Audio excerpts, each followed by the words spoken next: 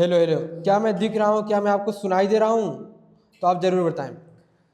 जय हिंद विद्यार्थियों, मैं आपका बहुत बहुत स्वागत करता हूँ इस वीडियो में। आज इस वीडियो आपके नाम करता हूँ। आज की जो वीडियो है आपके नाम पे मैं डाल रहा हूँ, आपके नाम पर। ठीक है, चलो विद्यार्थियों, आज हम बात करते हैं एसएससी एमटीएस के बारे में। क्या होता है, जिसके बारे में आपने बचपन में सपना देखा, जिनकी वर्दियों को देख करके आप मोटिवेट हुए, आज उन वर्दियों के बारे में बात करेंगे। उस वर्दी को आप कैसे पहनेंगे, हम आपको वर्दी पहनाने के तक साथ देंगे। ठीक है, जो भी जिम्मेदार, जो भी कठिनाइयाँ परिस्थितियाँ आएंगी, जैसे भी पढ़ाई करना है, तमाम चीज़ों के बारे में बात करेंगे। तो मैं सबसे पहले ये वीडियो आपके नाम करता हूँ। चलो विद्यार्थियों, आज यहाँ से बात करते हैं। अगर मेरी आवाज़ साफ आपके तक जा रही है तो आप कमेंट करके तुरंत बता दें।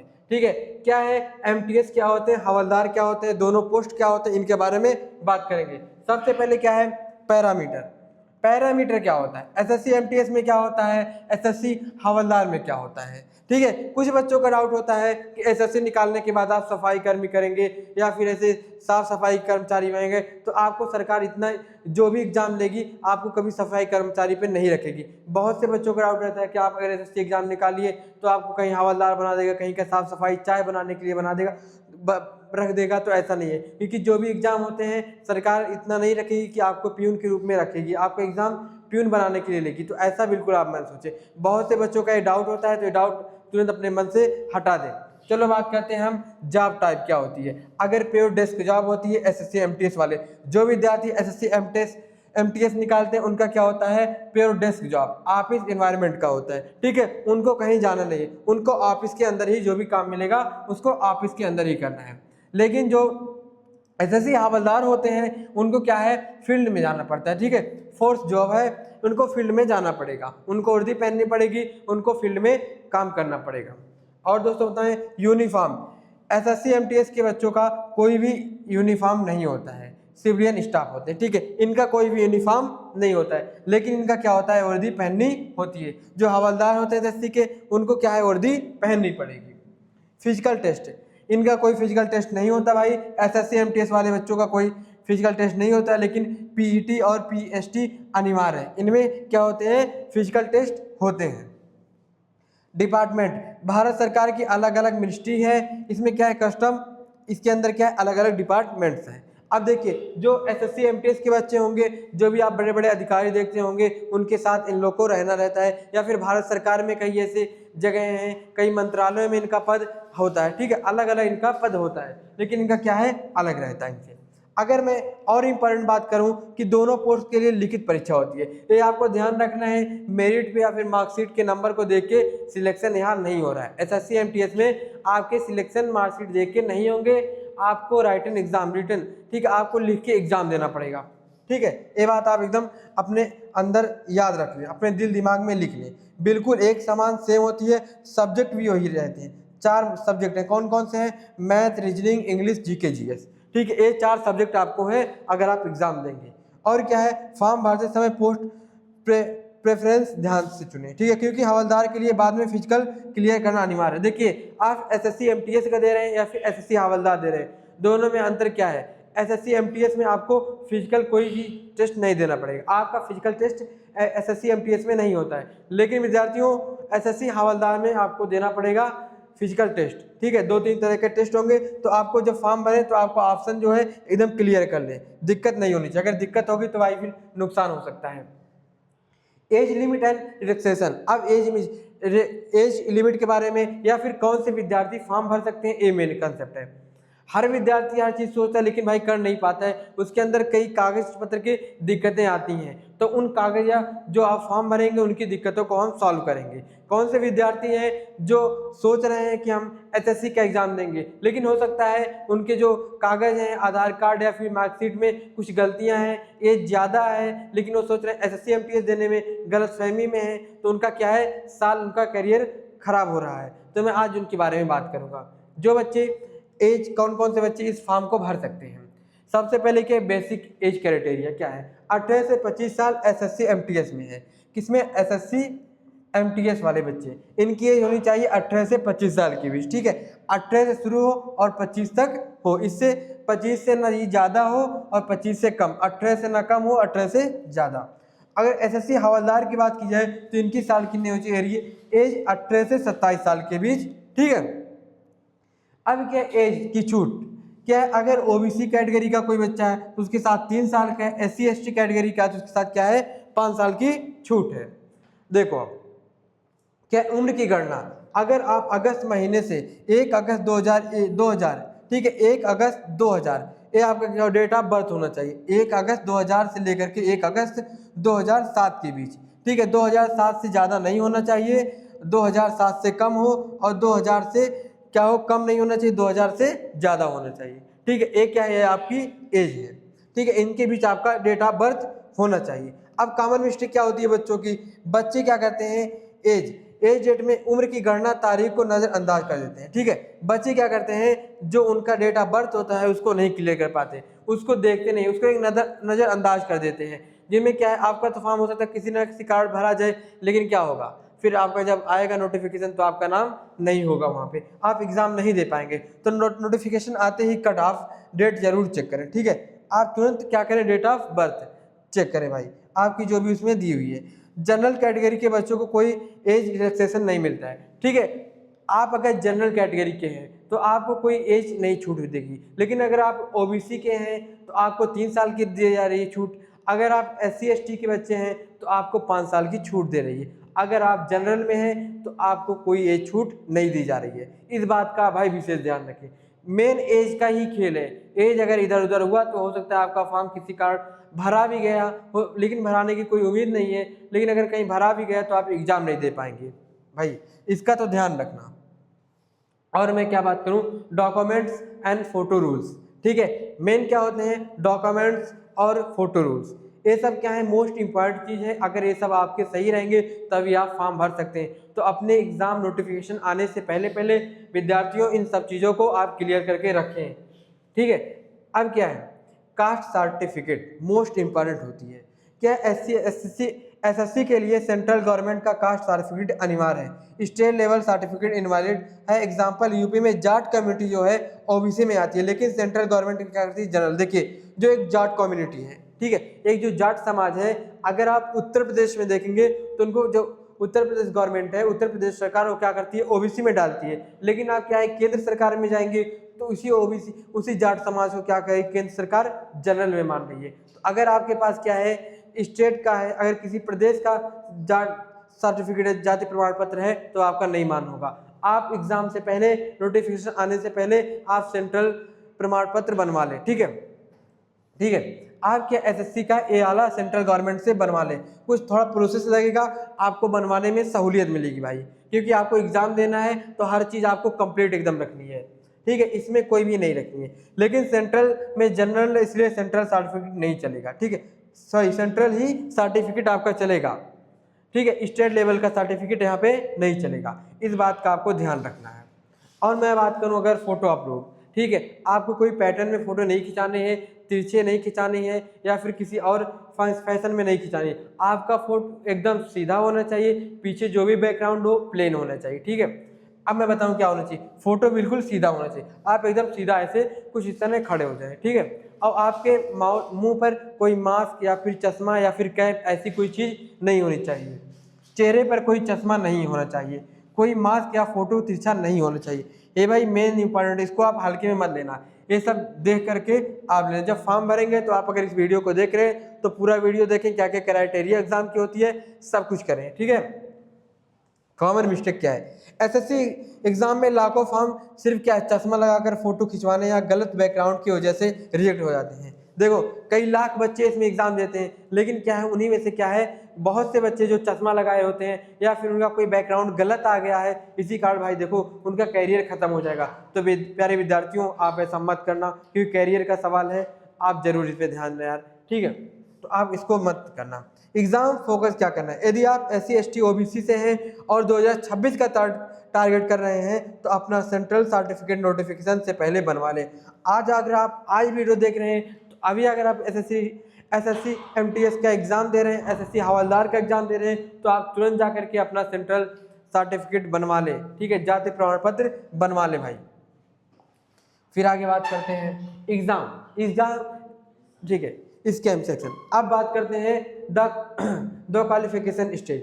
आपका ये दो क्या होगा, दो स्टेज में आप एग्जाम होगा। पहले में आपका क्या होगा सब्जेक्ट क्या है, मैथ जिसमें 20 क्वेश्चन आते हैं, एक क्वेश्चन 3 नंबर का होगा, तो टोटल कितने हो गए? 60 मार्क हो गए। ठीक है, एक क्वेश्चन कितने नंबर का, अगर एक सवाल आप सही करेंगे तो कितना आएगा? 3 नंबर आएगा। ठीक है, तो आपके जो मैथ के क्वेश्चन आएंगे, पहले जो एग्जाम होगा पहले सेशन में, उसमें कितने? 20 क्वेश्चन रहेंगे, पूरे 60 मार्क के रहेंगे। रीजनिंग की बात की जाए तो 20 क्वेश्चन है, ये भी एक क्वेश्चन क्या है? एक 3 नंबर का, तो ये भी क्या हो गया? 60 नंबर का हो गया। अब देखो विद्यार्थियों, पासिंग क्राइटेरिया क्या है? मिनिमम अगर आप जनरल कास्ट के हैं तो 30% यानी 40 में से 12 क्वेश्चन आपको सवाल सही करना है। जो आपका पहला एग्जाम होगा उसमें 40 क्वेश्चन में यानी 40 में से सिर्फ 12 सवाल आपको सही करने हैं। उससे ज़्यादा कर सकते हो मेरे प्यारे विद्यार्थियों, उससे कम नहीं होना चाहिए। ठीक है, लेकिन अगर आप OBE EWS अगर हैं तो आप 25% यानी 40 में सिर्फ 10 सवाल ही सही करना है। ठीक है स्टूडेंट, इतने आपके सवाल सही करने हैं। कंसेप्ट क्राइटेरिया क्या है? ये सेशन उन बच्चों के लिए वरदान है जिनका मैथ कमजोर है। जो मेरे प्यारे भाई और बहन ग्रामीण इलाकों से प्रवेश करते हैं, वहाँ पे रहते हैं, जो मेरी प्यारी बहनें या फिर भाई, विशेषकर जो मेरी प्यारी बहनें हैं जो मैथ से डर लगता है उनको, ठीक है, तो उनके लिए बहुत ही अच्छा ये मौका है SSC MTS एग्जाम देने का। क्योंकि क्या है, मैथ से डर लग रहा है तो आपको यहाँ मैथ का कोई ज़्यादा फोकस नहीं करना है, थोड़ा सा करनी है मेहनत जो आपके नाम मात्र है। तो उन प्यारी बहनों को मैं यही सलाह दूंगा कि आप SSC MTS का एग्जाम दें और अपने कैरियर को सफल बनाएं। ठीक है, ठीक है, तो अब देखो एग्जाम पे क्या है, बिना नेगेटिव मार्किंग के अगर आप तुक्का भी मारते हैं तो भी 1/4 प्रायिकता के हिसाब से पेपर पास किया जा सकता है। देखो एक गोल्डन टिप्स है, एक गोल्डन टाइम है मेरी प्यारे बहनों, आपको क्या है, कोई नेगेटिव मार्किंग नहीं है। अगर आपके अंदर तुक्का मारने का हुनर है, आपके अंदर कला है तुक्का लगाने की, यहाँ से भी आप अपने एग्जाम को क्लियर कर सकती हैं। ठीक है, तो यहाँ आपको कोई क्या है, नेगेटिव मार्किंग नहीं है। आपको क्या करना है, फोकस मैथ पे 20 नंबर के आते हैं, रीजनिंग आते हैं, ये पहला एग्जाम है। ठीक है, इस पे कोई आपको डर नहीं रखनी है। आपको सिर्फ क्या करना, अगर जनरल की है तो आप 12 क्वेश्चन सही कर लें, अगर आप OBC ST की हैं तो आपके क्या करें, 10 क्वेश्चन सही कर लें। इसमें आप तुक्का भी लगा सकती हैं। ठीक है, इसमें आप तुक्का लगा सकती हैं, कोई नेगेटिव मार्किंग नहीं है। फिर आगे बात करें, अब एग्जाम सेशन क्या है, इस एग्जाम सेशन सेकंड आता है। अब यहाँ आपको देखते हो द मेरिट डिसाइड, ठीक है, द किंग मार्कर। ठीक है, यहाँ से क्या है आपका किंग मार्क्स। सबसे पहले की रूल क्या है, आपकी 100% फाइनल रैंक और सिलेक्शन पूरी तरह इसी पर निर्भर करेगी। वो जो आपका पहला एग्जाम होगा आपको एग्जाम बैठने के लिए दिया जाएगा। ठीक है, आपको ये देखा जाएगा कि आप एग्जाम में बैठ सकते हैं कि नहीं।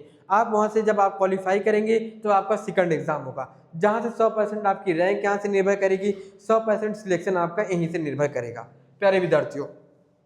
ठीक है, सबसे पहले क्या, टोटल 150 नंबर का क्वेश्चन होगा। जनरल एवरेज जीके क्या है, 25, यानी आपका 25 क्वेश्चन क्या आएगा, जनरल नॉलेज का आएगा। ठीक है, जिन प्यारी बहनों को मैथ से डर लग रहा था उनके लिए मैथ यहाँ से बिल्कुल हट गया, उसको साइड कर दिया हमने। क्या गया, जनरल आपका आता है 25 क्वेश्चन और एक क्वेश्चन जो है आपका आएगा 3 नंबर का। ठीक है, एक क्वेश्चन आपका 3 नंबर का आएगा, टोटल क्या आ गया, 75 नंबर। और इंग्लिश की बात की जाए, ये भी 25 क्वेश्चन आएंगे, तो एक क्वेश्चन क्या आएगा 3 नंबर का, यानी ये भी क्या आ गए 75, यानी इंग्लिश और जीके GS को मिला के क्या आ गया आपका 150 नंबर, 150। अब जो सेकंड जो मेन एग्जाम हो रहा है उसमें क्या है, इंग्लिश और जीके आ रहा है। ठीक है, 2 सब्जेक्ट आपको निर्भर करना है। यहाँ नेगेटिव मार्किंग 1/3, हर सही जवाब के 3 नंबर मिलेंगे, हर गलत जवाब पर सीधा 1 नंबर काट लिया जाएगा। अगर आपका एक क्वेश्चन सही हो गया तो 3 नंबर मिलेंगे, लेकिन आपका दूसरा क्वेश्चन वही गलत हो गया तो आपका यहाँ से 1 नंबर काट लिया जाएगा। ठीक है, यहाँ से 1 नंबर काट लिया जाएगा। अब देखो मेरी प्यारे भाइयों, क्या है द किंग मार्कर्स। ठीक है, मार्क्स आपको अपना 80% समय और फोकस इंग्लिश और जीके GS पर लगाना है। आप जो मैथ से डर रहे थे, रीजनिंग से डर रहे थे, ठीक है, इनको आप क्या किया, पहले थोड़ा हल्का फुल्का पढ़ा, इतना पढ़ लिया कि आप दूसरे एग्जाम में बैठने लायक हो गए। बस इतना ही पढ़ना है। मैं आपको क्लास भी लेकर के आऊँगा, कोई भी परेशानी नहीं होगी। हमारे पास आप पढ़िए, हमारे पास इतने क्वेश्चंस हैं, इतने इतने कंसेप्ट हैं, अगर हम उसको आपको बता देंगे तो आपकी एग्ज़ाम निकलने की बहुत हद तक उम्मीदें बढ़ जाएंगी। प्यारे विद्यार्थियों, आपको 80% समय आप इंग्लिश और जीके GS पे ही देना है। बच्चे सेशन मैथ रीजनिंग में बहुत ज़्यादा समय बर्बाद करते हैं, जबकि मेरिट सिर्फ सेशन से बनती है। मेरे प्यारे विद्यार्थियों, आपका जो सेशन सेकंड है यहीं से आपका मेरिट बनेगा। यहीं से आपका रैंक बनेगा, यहीं से आपका सिलेक्शन बनेगा जवानों। ठीक है, तो आपको भाई मैं फिर विनती करूंगा कि आप मैथ और रीजनिंग पर बिल्कुल ज़्यादा समय ना बर्बाद करें। 20% समय आप यहाँ बर्बाद कर लें, ठीक है, आपका काम भर का नंबर आ गया। फिर आप अगला जो आपका मेन है, जहाँ से आपके कैरियर की पहचान होगी, वो क्या होगी, इंग्लिश और जीके जीएस पे। तो 80% आप यहाँ समय लगाएं, मेरी सलाह यही रहेगी, मुझे लगता है आप करेंगे। अब मेरे पे आ जाते हो हवलदार फिजिकल टेस्ट। सबसे पहले अगर आप हवलदार का दे रहे हैं तो आपका यहाँ पे फिजिकल टेस्ट होगा।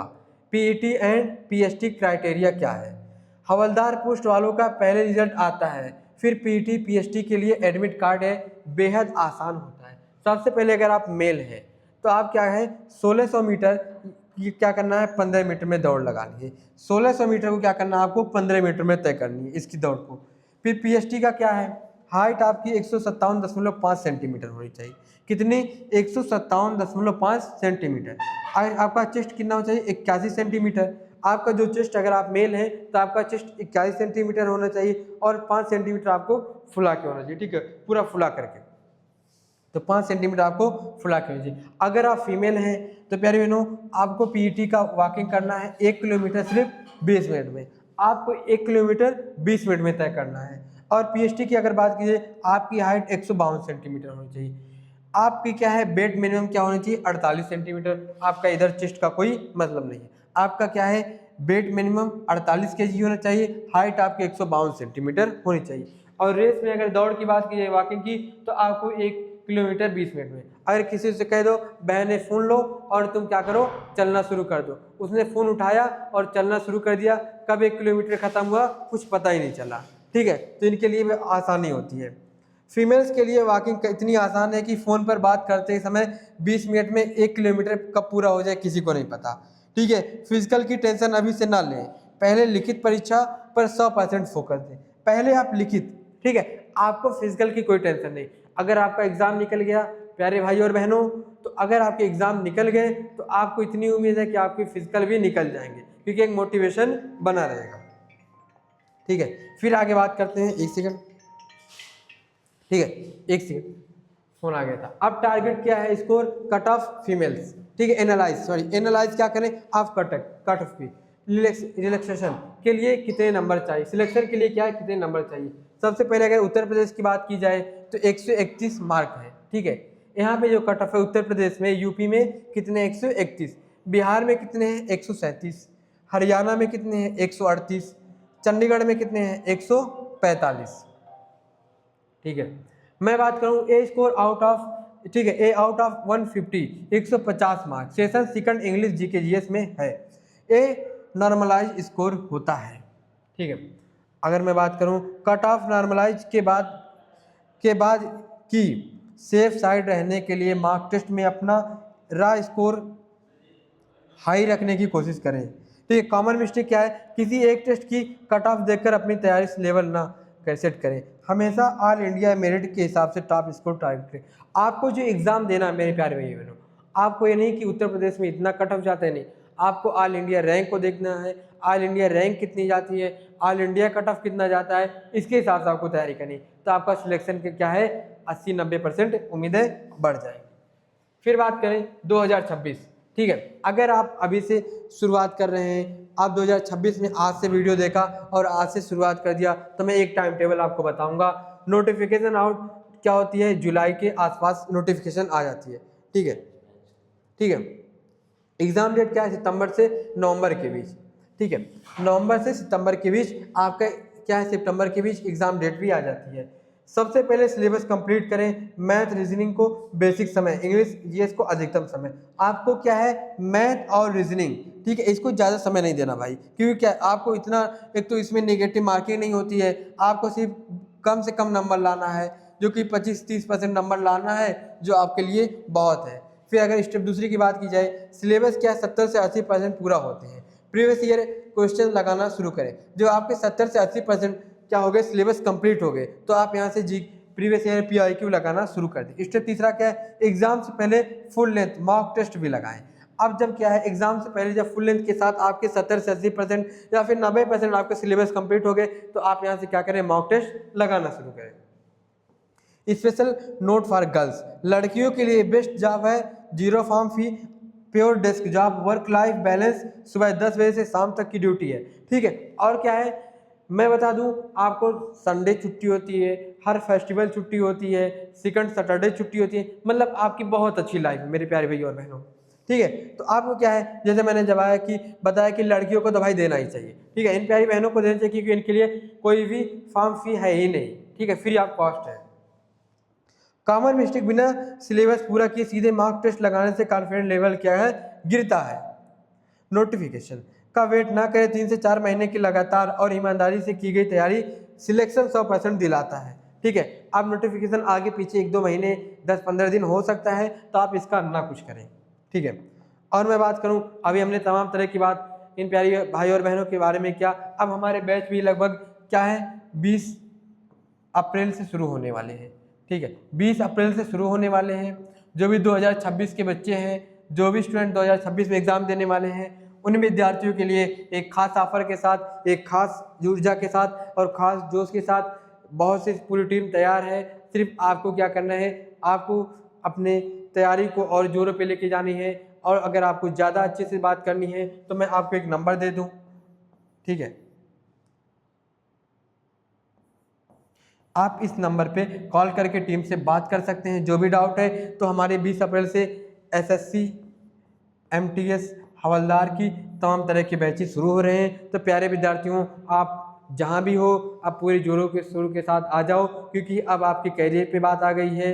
आपको वर्दी पहन के घूमना है, आपको अपने नाम में गाँव रोशन करना है, आपको आपके ज़िले में टॉप करना है, आपको जहाँ भी हो आपको अब ऊंचाइयों में जाना है। तो प्यारे विद्यार्थियों, अब समय बहुत कम है।